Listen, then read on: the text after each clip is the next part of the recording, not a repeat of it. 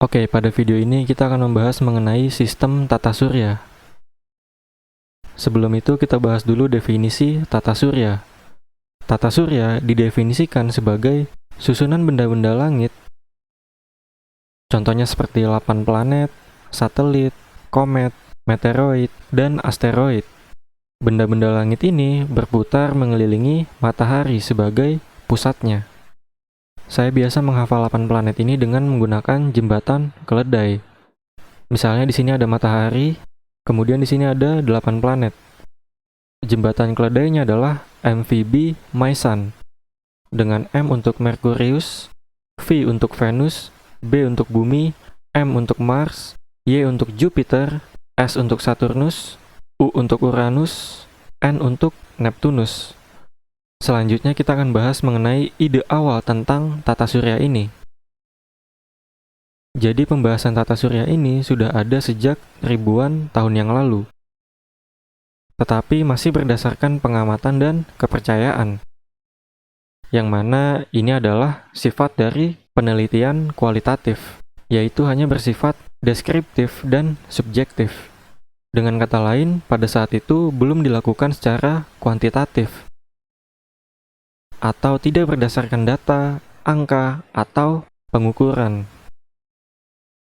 Kemudian barulah pada tahun 1600-an, ada ilmuwan yang bernama Johannes Kepler. Kepler mempelajari tentang sistem orbit planet yang dilakukan secara kuantitatif. Selanjutnya kita akan membahas temuan-temuan Johannes Kepler yang dikemukakannya pada tahun 1600-an. Yang pertama adalah ia menyatakan bahwa orbit planet itu tidak melingkar, melainkan berbentuk elips. Orbit planet ini didefinisikan sebagai lintasan planet untuk mengitari benda langit. Kemudian yang kedua adalah matahari itu tidak berada di pusat orbit, melainkan sedikit offset dari titik tengahnya, sehingga matahari itu tidak benar-benar di tengah. Kemudian yang ketiga, planet bergerak dengan kecepatan yang berbeda dalam orbitnya. Nah, tabel ini adalah contoh rata-rata kecepatan orbital planet dalam tata surya. Bisa kita lihat di sini, kecepatan planet Merkurius adalah yang paling cepat, yaitu 48 km per second.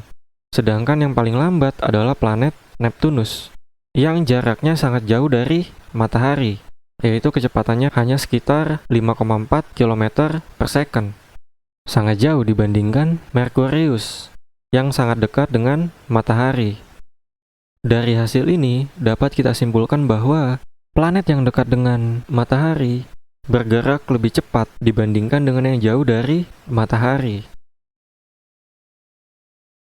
Kemudian ada istilah-istilah penting dalam sistem tata surya ini, yaitu ada istilah bidang edar, yaitu lintasan yang dilalui oleh planet-planet dalam mengelilingi matahari. Selanjutnya ada juga istilah bidang ekliptika, yaitu lintasan yang dilalui oleh bumi dalam mengelilingi matahari.